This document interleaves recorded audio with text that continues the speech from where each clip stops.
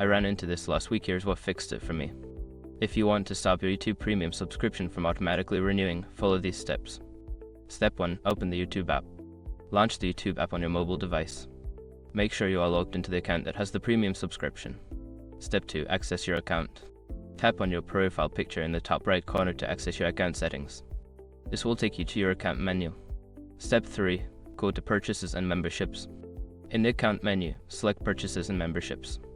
This section shows your active subscriptions and purchases. Step 4. Manage your subscription.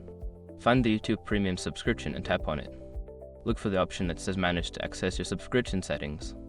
Step 5. Turn off auto renewal.